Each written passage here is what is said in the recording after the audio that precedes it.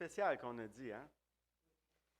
Vous savez, la Bible témoigne, la Bible dit que pour un seul pécheur qui se repent, qu'est-ce qui se passe au ciel? La joie. Ils se réjouissent. Il y a quelque chose de spécial quand il y en a un seul qui se repent. On a un immense privilège, parce que le dernier baptême à Tursault remonte à il y a 8 ans à peu près.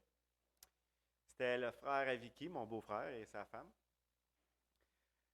C'est des sujets de grande joie parce que quand on est conscient que les gens autour de nous, ils périssent, que les incrédules, que ceux qui rejettent Jésus, ils ne savent pas, mais ils s'en allent dans une éternité perdue, sans Dieu, sans espérance. Et dans le livre de l'Évangile de Luc, quand il parle de Lazare et le mauvais riche, Luc 16, si je ne me trompe pas, on voit qu'il dit « Je souffre cruellement dans cette flamme ». Appelez ça comme vous voulez. Le mot « enfer », il n'est pas textuellement dans la Bible. Mais l'enfer pour toujours, c'est quelque chose qu'on ne souhaite pas. Qu'on ne souhaite pas à notre pire ennemi, qu'on ne souhaite pas à personne. Notre cœur a ce désir-là, pour nous, les enfants de Dieu, de proclamer son nom, de conduire les gens au Seigneur Jésus. On ne peut pas sauver. On ne peut même pas se sauver nous-mêmes. Donc, si on ne peut pas se sauver nous-mêmes, on ne peut pas sauver personne. Mais comme le Seigneur a un jour initié son message qu'il voulait nous envoyer, ça s'est rendu jusqu'à nous. Ce matin, le message s'intitule « Notre foi ». J'aurais pas appelé ça le baptême. Mais malheureusement, il y a des gens qui mettent beaucoup trop d'importance sur le baptême physique. Ce qu'on va faire cet après-midi. On va vraiment mettre les deux en parallèle aujourd'hui. On va regarder vraiment c'est quoi qui est important. Le Seigneur, lui, quand il parle, il met vraiment en évidence les bonnes choses. Le but, là, c'est de démontrer clairement que notre foi, que notre espérance, elle n'est pas fondée sur notre baptême physique, puis sur rien d'autre que l'œuvre de Jésus-Christ qui consiste en sa mort et sa résurrection. Tu ne peux pas placer ta foi, tu ne peux pas dire, bon, ben là, je suis sauvé, j'ai accepté le Seigneur, ou j'ai demandé pardon pour mes péchés, là, il faut que je me fasse baptiser pour être sauvé. Non. Un jour, vous avez peut-être vu ça, vous êtes peut-être déjà allé dans une marina, vous avez vu ça à la télé, puis vous avez vu un bateau qui s'était marqué Jimbo dessus. Pourquoi il avait écrit Jimbo dessus le bateau? Ils ont donné un nom. Ils l'ont baptisé Jimbo. Le baptême, c'est d'écrire, c'est de donner un nom, c'est de s'identifier à quelque chose. Notre foi à nous, elle s'identifie à quoi? À nos forces? Elle s'identifie-tu à notre bâtiment qu'on a? Hey, on a une église, on est sauvé. On a une place où aller rencontrer Dieu. Où est placée notre foi? Où est dirigée notre foi? Comment qu'on vit notre foi et comment on en parle, comment on la témoigne, notre foi. Aujourd'hui, notre sœur Suzanne va témoigner de sa foi. Dans Romains 6, 3 et 4, c'est écrit. Ignorez-vous. Excusez, je ne pas le bon bord. J'étais un petit peu trop vite. Je m'en allais commencer le message d'après-midi. Là. C'est dans le même message, mais on tourne la feuille d'abord. Un jour dans votre vie ou dans notre vie, pour la toute première fois, on a entendu quelque chose. Soit à télévision, soit à radio, soit par quelqu'un, soit par un livre qu'on a trouvé, un petit traité. On a entendu un jour le nom de Jésus. Tout a commencé là. Okay? Peu importe de la manière, à un moment donné, tu as entendu le nom de Jésus. Pendant un moment, ce que nous entendions commençait déjà à témoigner de qui est Jésus, de ce qu'il a fait et de pourquoi il l'a fait. L'œuvre de Jésus, là, elle est complète, elle est parfaite.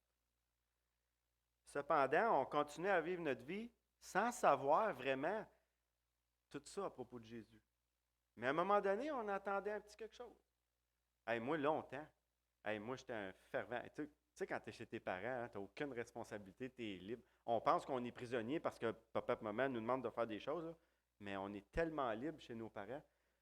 Moi, là, quand c'était dans le temps de Pâques, là, les films de Jésus là, qui passaient à la télé, là, hey, moi, j'étais un fervent adorateur de ces films-là. Je comprenais rien. Je savais pas plus c'était qui Jésus dans ce temps-là, mais j'aimais ça, regarder ça. Mais tranquillement, dans mon esprit, dans ma tête, j'apprenais à connaître Jésus sans trop savoir qui il était, sans trop savoir qu'est-ce qu'il avait fait, même si je le voyais mourir sur une croix, je ne savais pas c'était pourquoi. Mais tout ça, ça l'augmentait un petit peu à chaque fois ma connaissance, sans trop savoir pourquoi. En général, notre cheminement de la vie, OK, vous êtes né dans une famille où vous avez été adopté. Un jour, quelqu'un a pris soin de vous autres. OK? Puis il vous a éduqué avec ses valeurs à lui, avec ses pensées, sa manière. Puis là, vous avez commencé à grandir. Vous avez commencé à aller à l'école. Ceux qui ont pris soin de vous autres, ils vous ont enseigné des petits bouts de l'histoire. Rarement en ce qui est en rapport avec Jésus, mais ils vous ont dit, c'était qui Christophe Colomb? À un moment donné, ils vous ont dit, ils vous ont appris qu'est-ce qu'ils savaient. Ils vous ont montré à vivre comme eux autres le savaient. Vous avez grandi. Puis, c'est devenu votre histoire, mais il manquait beaucoup de détails. Quand on apprend à connaître Jésus, comme nous aujourd'hui, on sait qu'avant de connaître Jésus, il y avait un gros vide dans notre vie, un gros trou. L'histoire était vraiment incomplète. Puis, dans ce cheminement-là, vous vous êtes tout un jour posé la question, qu'est-ce que je fais ici, moi? Qu'est-ce que je fais ici? Tu sais, à un moment donné, ça va mal, hein? Même quand tu es jeune, là, ça va mal à l'école. Il y en a un qui n'est pas fin que toi, il y en a un qui est méchant. Ou tu as une matante méchante, ou un mononcle méchant. Ou des fois même, c'est plate, mais des fois, c'est notre papa ou notre maman. Puis là, tu souffres, puis tu viens à te demander qu'est-ce que je fais ici? C'est pas toujours beau, là. Puis là, tu te poses des questions. Tu te dis, c'est quoi ma mission, moi? C'est quoi je suis dû pour faire? T'es jeune, tu ne sais pas. C'est où est-ce qu'on s'en va quand on meurt? Hey, venez pas me faire accraire. Il n'y a personne. Même l'homme le plus grand, le plus fort, qui pèse 400 livres, qui serait à 2 pouces de ma face, qui viendrait me dire, moi, je ne me suis jamais posé cette question-là. Ben, je dirais, tu peux te compter des mentir à toi, mais pas à moi. Tout le monde s'est un jour demandé s'il y avait quelque chose ou où est-ce qu'on s'en allait après la mort. Même ceux qui nient. Mais savez-vous quoi? Dans le livre d'Ecclésiaste 3:11, Dieu dit ceci. J'ai mis dans le cœur de l'homme la pensée de l'éternité.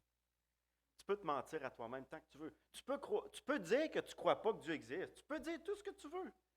Mais dans ton cœur, un jour, tu étais couché tout seul dans ton lit, puis tu t'es demandé, qu'est-ce que je fais ici, puis qu'est-ce qu'il y a quand ça va être fini, s'il y a quelque chose. Ça, c'est la pensée de l'éternité. C'est pas grand-chose, là. C'est pas une grande révélation que Dieu a mis dans notre cœur. C'est la pensée de l'éternité. C'est le fait qu'un jour, tu vas te poser une question. Puis je vous le garantis, vous ne vous l'êtes pas posée juste une fois. Vous vous l'êtes posée jour après jour, toute votre vie. Jusqu'au jour où le Seigneur Jésus s'est vraiment, vraiment révélé spécialement à vous. Premièrement, si vous êtes assis ici ce matin, si vous écoutez le message de l'Évangile encore une fois, si la parole de Dieu est annoncée, la foi vient de ce que l'on entend.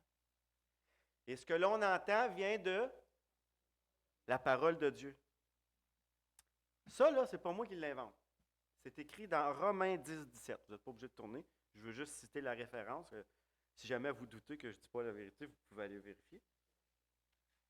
Il est donc important de comprendre une seule chose, c'est que si on est ici aujourd'hui, ça a d'abord commencé parce que la parole de Dieu, la parole de Jésus, elle a traversé toutes ces années-là pour se rendre jusqu'à nous autres. Comment ça se fait, ça? De où ça a parti pour que ça se rende à nous autres et qu'on l'entende?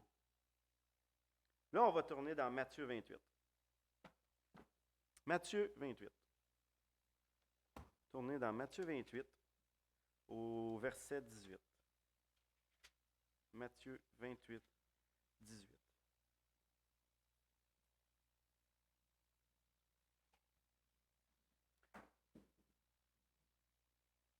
Ici, dans cet épisode de l'Évangile-là, Jésus est ressuscité, là, OK?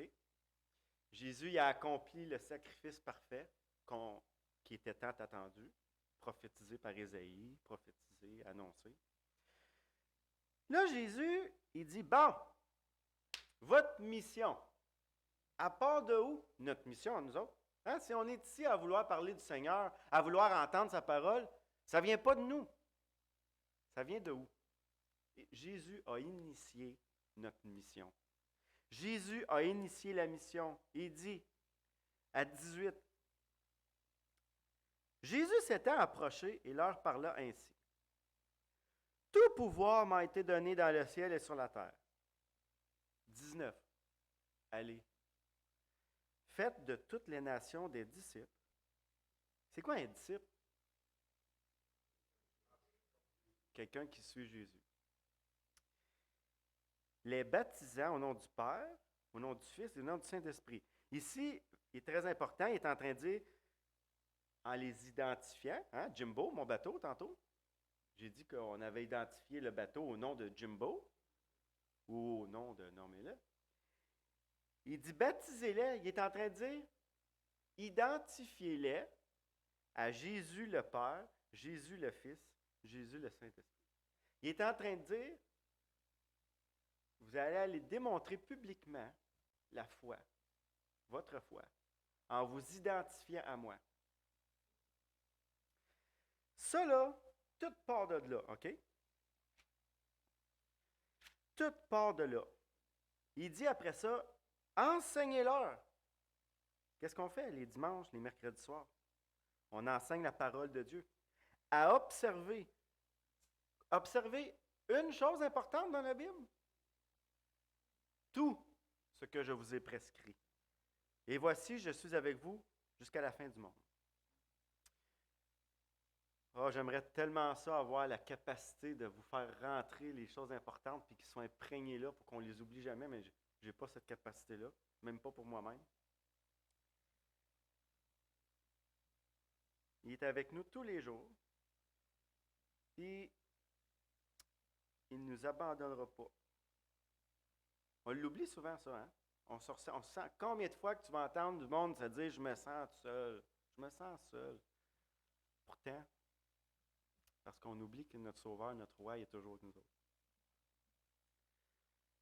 Bon, donc, on voit que tout débute. Le tout début commence par Jésus, par une demande spéciale, faite tout de suite après sa résurrection. Dans un premier temps, auprès de ses apôtres, il demande de propager son message, celui d'appeler le monde à la repentance. Et nous trouvons dans le livre des Actes. Vous allez tourner dans Acte 2, Acte 2, 38. Il veut qu'on propage le message d'appeler le monde à la repentance, qu'on retrouve dans 2,38, qui est écrit par Luc, mais Luc, ici, il rapporte les paroles de Pierre. Bon, ça fait un petit peu compliqué à suivre, mais c'est ça. 2,38, où on peut commencer à 37. Après avoir entendu ce discours, ils eurent le cœur vivement touché. Est-ce que c'est ça que vous êtes arrivé un jour? Vous avez entendu parler de Jésus, vous avez été touché? Ils dirent à Pierre et aux autres apôtres, « Hommes, frères, que ferons-nous? » Pierre leur dit, « Repentez-vous et que chacun soit baptisé au nom du Seigneur Jésus-Christ. Pourquoi? Pour le pardon des péchés. Et vous recevrez quoi? La vie éternelle, le cadeau, la grâce. Vous recevrez le pardon de vos péchés. » Il dit, pour le pardon de vos péchés. Ici, je veux faire une petite clarification. Quand on lit ça comme ça, si on y va en ordre, on a l'impression qu'il faut se faire baptiser pour être sauvé. Vous êtes d'accord? Si on le lit textuellement comme ça, là, il dit que chacun de vous soit baptisé au nom du Seigneur Jésus pour le pardon de vos péchés et vous recevrez la vie éternelle. Le don du Saint-Esprit. Il ne faut pas se faire baptiser physiquement pour être sauvé. Okay? Soyez bien en paix ici. Ici, ce qu'il est en train de dire, c'est que Jésus, le jour où il t'a appelé, le jour où il t'a parlé, il t'a témoigné, puis que tu as vraiment compris son message, tu as compris ce que tu étais, tu lui as demandé pardon pour tes péchés. Lui, ce qu'il a fait, avec sa main tout-puissante, il a rentré dans ton cœur et il a écrit son nom. Puis après ça, après avoir écrit son nom sur ton cœur, il a dit, bon, ben là, je sors tout ce qu'il y a dedans parce que moi, je prends bien de la place. Puis il a rentré dans ton cœur. Là, tu as reçu le don de la vie éternelle, le don du Saint-Esprit. Le Saint-Esprit il est venu habiter en toi. Il t'a baptisé, il t'a identifié à Jésus. Mais là, ça se fait en dedans. Ça ne se voit pas, ça, là. C'est pour ça qu'il dit, faites-vous baptiser. Annoncez publiquement ce qui a été fait à l'intérieur de votre cœur pour que les gens autour de vous savent à qui vous appartenez maintenant. Le baptême là, qu'on fait ici aujourd'hui, il ne sauve pas. J'aimerais ça vous dire que concrètement, tu sais, nous autres, on aime ça le concret. Hein? Les humains, on aime ça quand c'est noir, blanc, 2 plus 2 égale 4. On aime ça quand c'est structuré et c'est clair. On aimerait ça dire, ben là, je l'ai fait aujourd'hui, là, je suis safe. Là, c'est fait. Non. C'est encore plus facile que ça. C'est Dieu qui le fait à ta place, sans que rien se voie. Il fait tout ça en dedans. Poup, poup, poup, poup. Il jette dehors, il rentre dedans, il marque son nom. Tu es scellé du Saint-Esprit. Le jour où tu as demandé pardon, là, ce n'est pas une œuvre. Là. Écoutez-moi bien. Là. Vous n'avez pas fait une œuvre là, en demandant pardon. Là. C'est quoi l'œuvre? L'œuvre, c'est d'aller vivre une vie parfaite, premièrement. Première chose qu'on était incapable de faire. Après ça, il fallait qu'il y ait du sang parfait qui paye pour nous autres. On ne l'a même pas en nous autres, ce sang parfait-là. On ne peut pas le purifier d'aucune manière. Donc, la repentance, comme telle, la demande de pardon des péchés, n'est nullement une œuvre. Il est une pure humiliation, reconnaissant qui tu es devant Dieu. Ça, on va le voir un petit peu plus vers la fin du message. Tournez dans Acte 17, 30. 30 et 31. Acte 17, 30 et 31.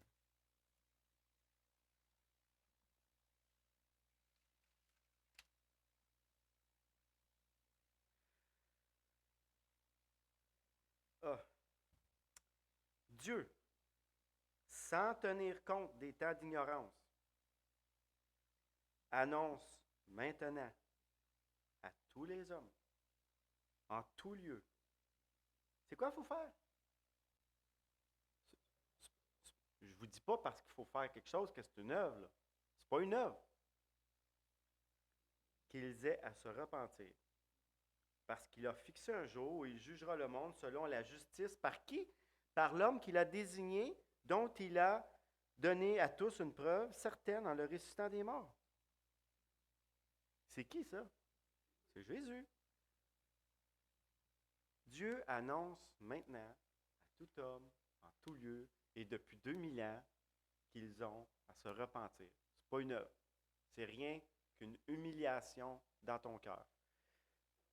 Tantôt, quand on va y arriver, vous allez voir, là, je m'étire un peu, je passe par plusieurs choses pour me rendre, parce que je veux vraiment aller cibler des points faibles, souvent qu'on comprend mal. Puis tantôt, je vais tout renforcer la repentance et le pardon des péchés.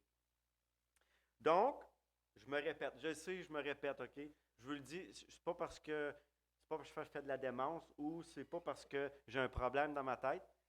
C'est parce que j'ai remarqué que mes enfants, ils comprennent rien quand je parle. Puis souvent, il faut que je répète bien des fois avant que ça rentre. Je ne dis pas que vous ne comprenez rien, mais je veux être certain que vous avez bien compris. Donc, je me répète. Je le sais, ça fait plusieurs fois que je le dis. Tout commence par Jésus. Le jour où l'on croit qu'on comprend le plan de Dieu pour nous, On demande pardon par la foi pour nos péchés et Jésus nous pardonne. Bon, ça c'est une phrase québécoise pure et simple. Je crois, je comprends, je demande pardon, puis il me pardonne. Tout est fait. On revient sur le baptême. Okay? On a un bel exemple dans Pierre, tournez dans Pierre, au chapitre 3. La Bible est magnifique. Elle répond à toutes nos questions. C'est merveilleux. Chapitre 3, 20, verset 21. 1 Pierre. À moins que je me sois trompé, là, mais c'est 1 Pierre. Verset 20.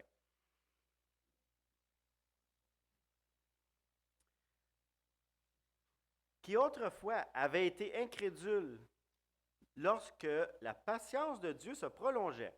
Est-ce qu'on peut dire qu'aujourd'hui, la patience de Dieu, elle se prolonge? Dans le temps de la grâce que nous sommes? Quand on voit, regardez, ouvrons nos yeux, là. Puis quand on voit le mal devenir bien, pensez-vous que Dieu n'a pas hâte de mettre un terme à ça? Pensez-vous qu'il n'a pas hâte? Mais il tarde, pourquoi? Il tarde dans l'accomplissement de sa promesse, ne voulant qu'aucun périsse. Ça, c'est dans 2 Pierre. Hein? Mais ici, il dit, la patience de Dieu se prolongeait au jour de Noé, pendant la construction de l'arche. Nous autres, c'est quoi qui se prépare au ciel? Il est parti préparer notre maison. Okay? Dans laquelle un petit nombre c'est-à-dire 8, furent sauvés à travers les eaux. Et pas grand monde dans ce temps-là, hein? Cette eau, regardez ici, tellement important là, le verset là. Écoutez s'il vous plaît. Cette eau était une figure du baptême,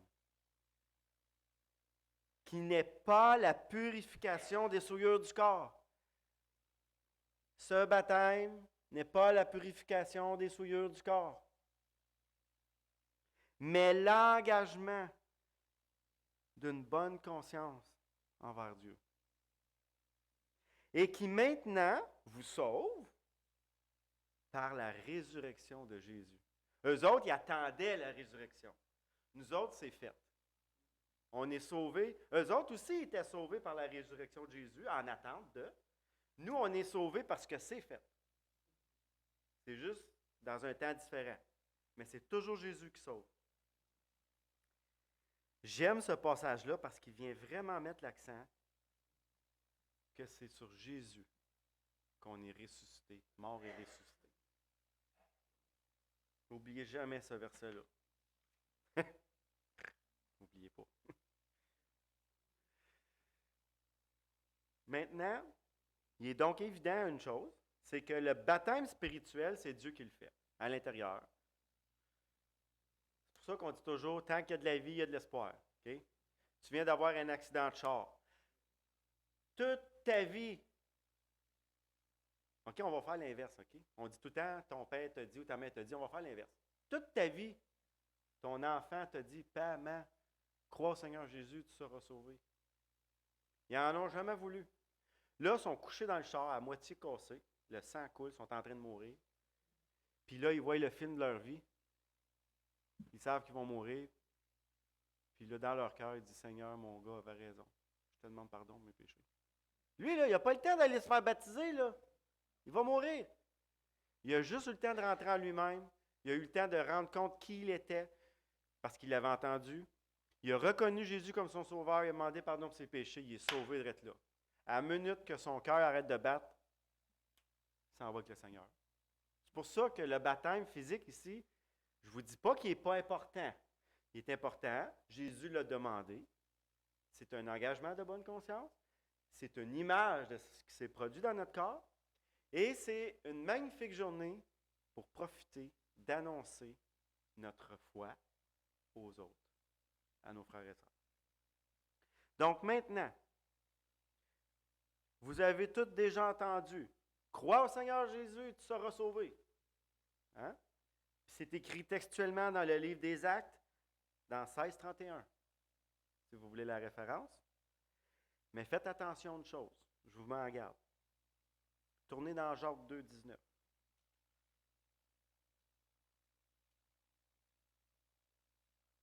crois au Seigneur Jésus, tu seras sauvé. Qu'est-ce que ça veut dire, ça?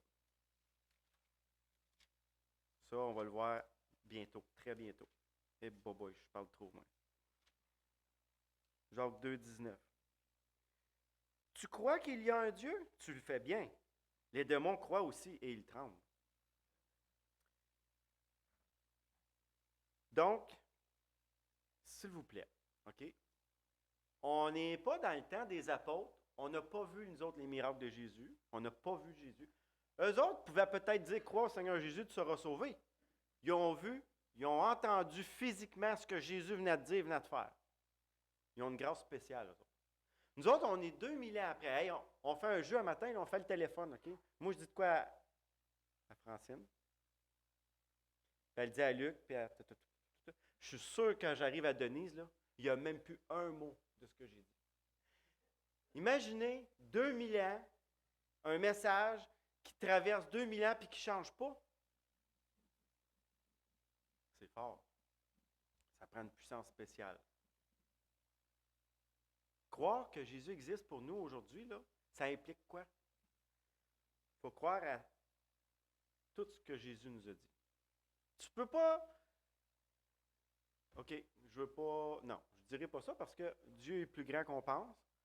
Mais en tant que pasteur, vous m'avez donné ce privilège-là de vous enseigner. Je ne suis pas un grand théologien. Je ne connais pas toute la Bible encore, même si ça fait 3 fois que je la lis. J'en apprends toujours. Je suis oublieux. Je vais être jugé plus sévèrement que vous autres. Dieu va être plus demandant avec moi parce qu'il m'a donné une grande responsabilité. Ça fait 2000 ans que le message y roule. Là. Moi, il faut que je fasse sûr, en québécois-français, faire sûr. Hein? Non. Moi, je dois m'assurer que vous avez bien compris. Je prends un petit exemple. Okay? Ce n'est pas un reproche que je vous fais. Là. Okay? Ce n'est pas un reproche. Daniel y est témoin. On a une cafetière à café qui est très vieille. Okay? Elle n'éteint pas toute seule comme aujourd'hui les nouvelles. Après un certain temps, elle arrête pour sécurité. C'est une vieille cafetière que quand tu mets l'élément à on, bien l'élément, là, lui, là, il chauffe jusqu'à temps qu'il brûle. Un jour, il va brûler, là, il ne chauffera plus. Quand on allume la cafetière, maintenant, elle est prête à servir. Quand on a fini, il faut l'éteindre. Parce que si on ne l'éteint pas, l'élément, lui, continue. Ah, il y a de l'eau dedans, c'est correct. S'il se passe une semaine qu'on ne vient pas à l'église, puis que l'eau, elle brûle tout au complet, l'élément peut faire brûler la machine. Il n'y a pas de safety là-dessus. Ce n'est pas une nouvelle comme les nouvelles d'aujourd'hui. Elle va brûler, puis elle va peut-être même mettre le feu à l'église. Moi, j'ai eu peur à un moment donné. J'ai dit, m'en faire un petit dessin, je vais le coller au mur en avant de vous autres. Pour que quand vous utilisez la machine, là, vous fermez la switch quand vous avez fini. Ça fait 4 mois de ça, ça fait 5 mois de ça. J'arrive le dimanche matin, elle est toujours allumée. Merci Seigneur, c'est pas assez long. Une semaine, elle vide pas l'eau. Merci Seigneur, j'ai le temps d'arriver, j'ai le temps de remettre de l'eau, fermer la switch. Écoutez, j'ai mis un collant sur le mur, puis vous ne l'éteindez pas. C'est niaiseux, c'est une cafetière. OK? C'est physique, c'est rien de spirituel, ça. Moi, mon travail, là, je ne veux pas que vous arriviez devant Dieu et vous dites, « Hey, j'ai cru à toi! » Seigneur, je dis, OK, à quoi tu as cru? Ben, j'ai cru à toi. Ben, c'est quoi? C'est quoi croire à moi? Là, un autre va arriver, il va dire, Jésus, je me suis repenti. OK, tu t'es repenti de quoi? Je me suis repenti, ils m'ont dit qu'il fallait que je me repente. Puis je serais sauvé. Oui, mais je suis qui pour toi? Qu'est-ce que j'ai fait pour toi? Ben, il fallait que je me repente pour être sauvé. Ça ne veut rien dire, tout ça. Aujourd'hui, pour nous autres, on est trop loin. Il faut élaborer. Il faut rentrer un petit peu plus creux. Là, il reste 10 minutes. Vous allez passer au cash. Vous allez tester votre foi un matin. On va la retester après le dîner. Puis on va la retester avec Suzanne avant de la plonger dans l'eau. Je suis dur sur vous autres un matin, je m'excuse. Hein? C'est parce que je vous aime. C'est parce que je vous aime. Puis je ne veux pas que vous arriviez devant Dieu et disiez, « Hey, le petit Gauthier là, à Tursault, là, il m'avait dit que j'étais correct. » Non. Vous ne direz pas ça. Vous allez dire, il était dur en tabarouette. Écoutez bien, là. Écoutez bien. Écoutez bien. Comment définir notre foi aujourd'hui en 2023? Premièrement, c'est en la grâce de Jésus, okay, qui, elle seule, nous sauve, puis se repentir pour le pardon des péchés. Bon, je vous lance ça comme ça, vous savez tout ça. J'élabore. Si tu crois que Jésus est le Fils de Dieu, Dieu lui-même est le Créateur. Si tu crois que Jésus est le Sauveur du monde, si tu crois que Jésus est l'agneau de Dieu qui ôte le péché du monde, si tu crois que Jésus est le seul chemin qui mène au Père, là je ne vous donne pas les références, mais il y a toutes des références à ça. Si tu crois que Jésus est la vérité et qui est la vie, si tu crois que Jésus est le roi des rois, si tu crois avoir trouvé la paix profonde, parfaite en Jésus, si tu crois avoir trouvé l'amour parfait, le vrai amour, celui qui a donné sa vie pour toi, il y en a bien des si, hein? Si tu crois que Jésus est mort à la croix puis ressuscité pour toi, si tu te reconnais comme pécheur et séparé de Dieu, oh, on commence à être dans l'humilité, là. Au début, c'est dans la connaissance, puis là, on approche de l'humilité, là. Puis là, on rentre dedans. Si tu es conscient que tu ne peux rien faire pour satisfaire la sainteté de Dieu, ah là, tu viens de toucher le plancher. Là, tu es écrasé à terre comme une mouche. Réponds ceci à l'appel de Dieu. Dis pas juste je crois. Non, va plus loin. Seigneur Jésus, je crois que tu es le Fils de Dieu, Dieu lui-même, puis le Créateur. Seigneur Jésus, je crois que tu es le Sauveur du monde.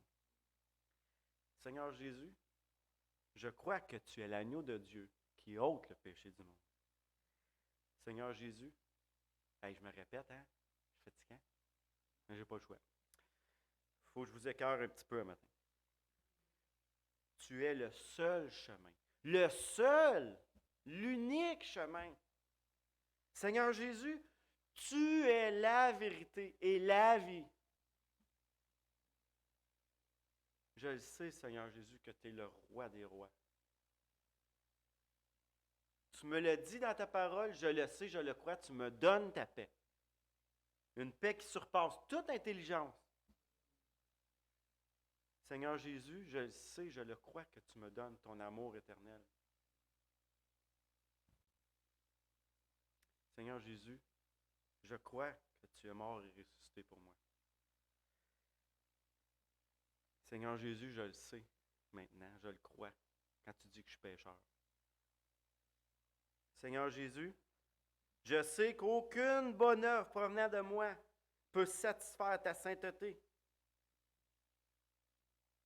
Seigneur Jésus, je te demande pardon pour mes péchés passés, présents et futurs. Seigneur Jésus, je crois que tu m'as pardonné mes péchés. C'est pas juste de le demander, hein? Il faut le croire. Puis maintenant, je le sais que tu habites dans mon cœur. Puis plus fort que ça, je termine en disant, hey, c'est pas pire, j'ai fait vite. Jésus, je crois que rien ni personne ne peut me ravir de ta main. Ça, là, c'est une confession de foi élaborée, béton, complète. Maintenant, quand vous dites crois au Seigneur Jésus, tu seras sauvé, ça veut dire tout ça. Il faut que tu comprennes tout ça, puis il faut que tu ailles passer par tout ça avant de pouvoir dire ça. Faites attention à comment vous parlez au monde. Tantôt, après le dîner, là, vous allez dire, il est vraiment fatigant, parce qu'on leur passe ça. On leur recommence. 3 fois aujourd'hui. La première là, deuxième tantôt. Puis quand je vais être dans l'eau avec Suzanne, je le refais encore. Parce que je veux être sûr. Moi, je ne suis pas dans votre cœur. Je ne sais pas à quoi vous croyez. Je ne sais pas qu'est-ce qui se passe dans votre cœur. Puis moi, mon travail, là, je sais qu'on a bien des choses à apprendre dans la vie chrétienne. OK? On passe nos mercredis soirs puis nos dimanches à regarder plein de choses, à apprendre plein de choses. Regardez le mercredi merveilleux qu'on a eu avec Daniel Grenier. Hein?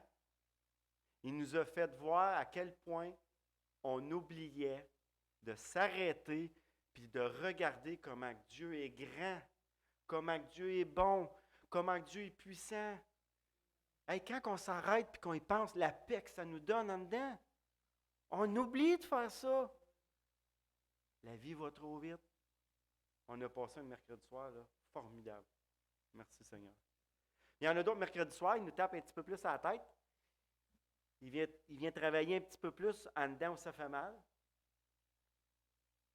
Mais ça sert à quoi tout ça si tu es perdu pour l'éternité? Parce que tu as dit, ben moi, il fallait que je me repente. Je me suis repenti. C'est quoi se repentir? Ah, ben moi, ils m'ont dit, crois au Seigneur Jésus, tu seras sauvé. Hey, on n'est plus dans le temps que Jésus était sur la terre, là, puis qu'on s'assoyait sur une petite butte de terre, là, puis qu'on l'écoutait parler. Puis là, on disait, crois au Seigneur Jésus. Ben oui, moi, je crois à ça. Eux autres, ils pouvaient dire ça. Nous autres, on est 2000 ans plus tard. C'est quoi croire au Seigneur Jésus? On ne l'a pas entendu, nous autres, son sermon sur la montagne, on n'était pas là. On ne peut pas juste dire je crois au Seigneur Jésus parce qu'on ne l'avait pas entendu, ça. Nous autres, on peut dire je crois au Seigneur Jésus parce que dans sa parole, j'ai découvert tout ça. J'ai découvert qui j'étais. J'étais séparé de Dieu. Je ne pouvais rien faire pour satisfaire sa sainteté. Il est allé mourir à la croix pour moi. Lui, l'agneau parfait. Il faut que tu sois conscient de tout ça. Mais allez pas dire à quelqu'un qui dit je crois au Seigneur Jésus, allez pas et dire ben là, tu n'es pas sauvé. Non, c'est pas ça que je vous dis de faire. Sondez son esprit. Faites-vous une liste de questions de même. Ou construisez-la dans votre tête, que vous n'avez pas besoin de liste, puis vous vous en rappelez. OK, hey, c'est merveilleux. Tu crois au Seigneur Jésus? Hey, moi aussi. Hey, il est le seul chemin, hein? Seul chemin. Hey, il est le roi des rois.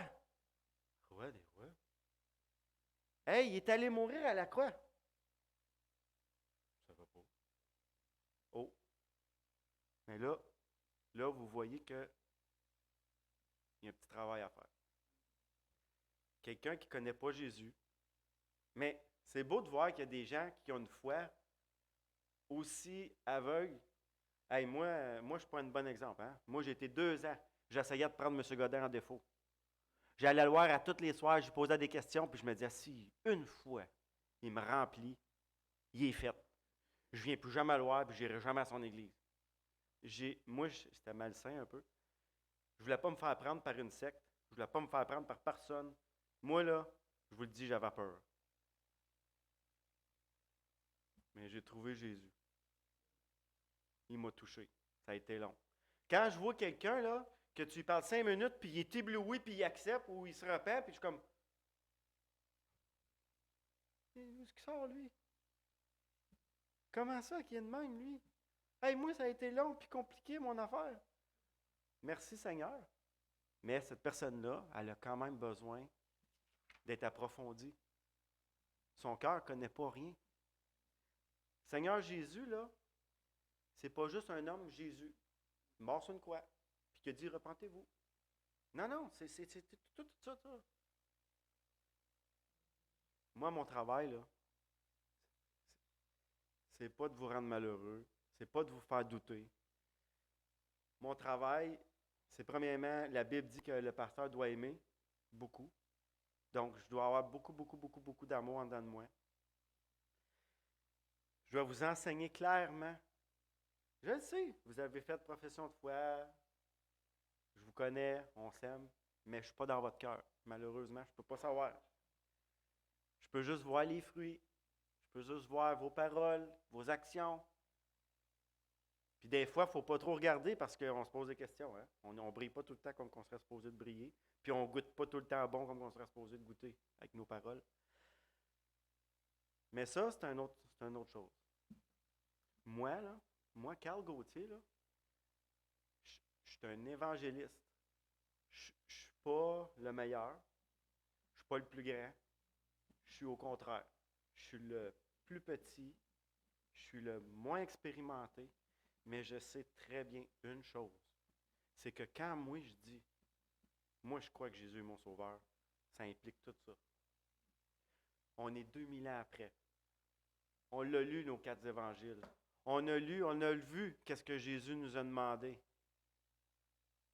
N'ayez pas peur. C'est pas des œuvres, ça, là. C'est de l'humilité, de la reconnaissance. Ça c'est pas une œuvre, là. Il n'y a aucune œuvre. Éphésiens 2, 8 et 9, vous le connaissez par cœur. C'est par la grâce que vous êtes sauvés. Par quel moyen? La foi. Ce n'est pas la foi qui sauve, c'est la grâce qui sauve. Par le moyen de la foi. On utilise la foi pour placer notre confiance, pour demander pardon à Jésus, ça prend de la foi. Mais ce n'est pas la foi qui nous sauve, c'est la grâce. Donc, c'est en plaçant notre foi dans la grâce qu'on est sauvé. Mais la grâce, c'est quoi? C'est tout ça. Jésus, il est tout ça. Il est tout. Là, je n'ai pas dit, là, mais il est notre avocat, il est notre médiateur, il est notre papa, il est notre ami. Il est tout. Il est tout pour nous autres. Tu sais, quand il dit, là, je rentre dans ton cœur, je jette tout ce qu'il y a dedans, puis moi, je m'installe. Bien, il installe toutes ces choses-là dans ton cœur. Il n'installe pas juste une parole, là. Hey! Il installe un bonheur, une joie complète. Ce qu'on va voir cet après-midi, c'est un petit récapitule de ça, bref. Mais on va entendre ce que notre sœur Suzanne elle a traversé pour rencontrer le Seigneur. Une brève partie. Puis après ça, ben, on va démontrer publiquement qu'est-ce qui s'est passé dans son cœur. Mais elle n'est pas plus sauvée aujourd'hui qu'elle l'était hier, là. Mais, il y a une chose par contre. Là, elle fait le pas d'obéissance que Dieu demande. Elle a eu des grandes batailles, notre sœur, dernièrement. Pas facile quand tu parles de baptême. Il y en a un qui n'aime pas ça quand tu parles de Jésus. Il y en a un qui n'aime pas ça que tu témoignes de ta foi.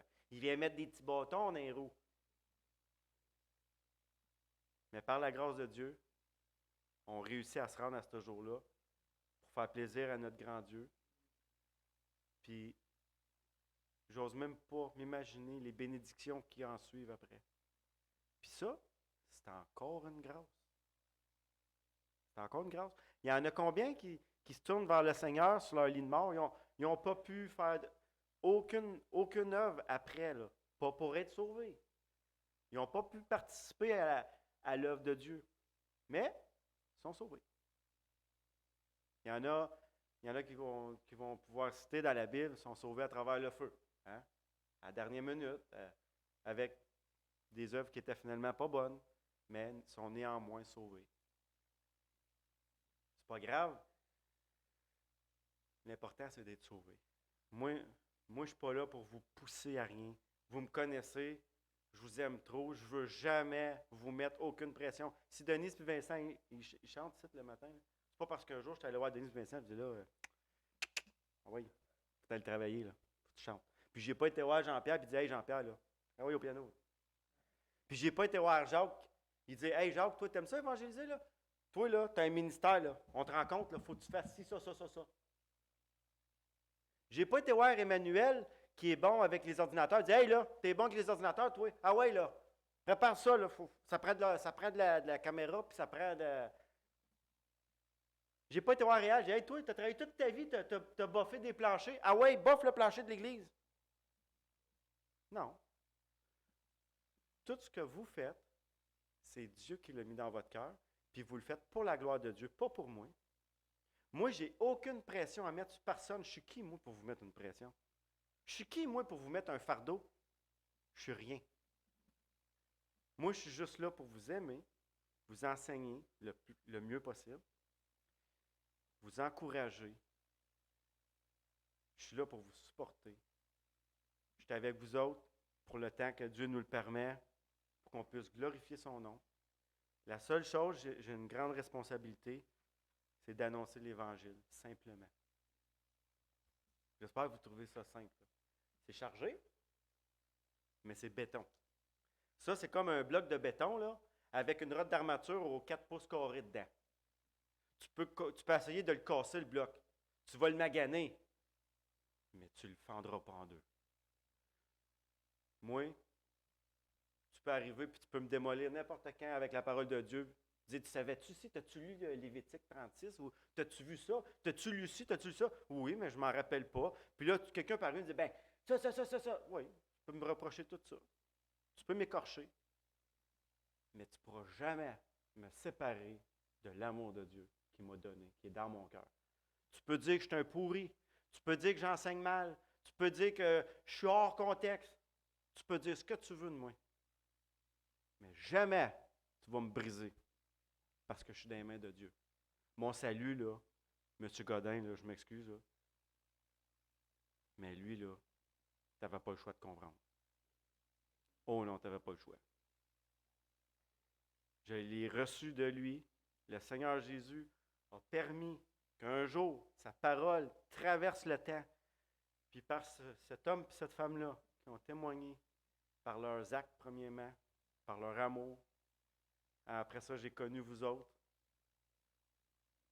Quelle bénédiction. J'ai connu Jean-Pierre, j'ai connu Luc, j'ai connu Petit Jean, j'ai connu Petit Vincent. J'ai connu ma femme, mes beaux-parents. Hey, ça, les beaux-parents, il faut que tu flattes ça sur le bon bord, il faut que ça soit sur ton bord. Bon, je laisse la place à Jean-Pierre, assez parlé.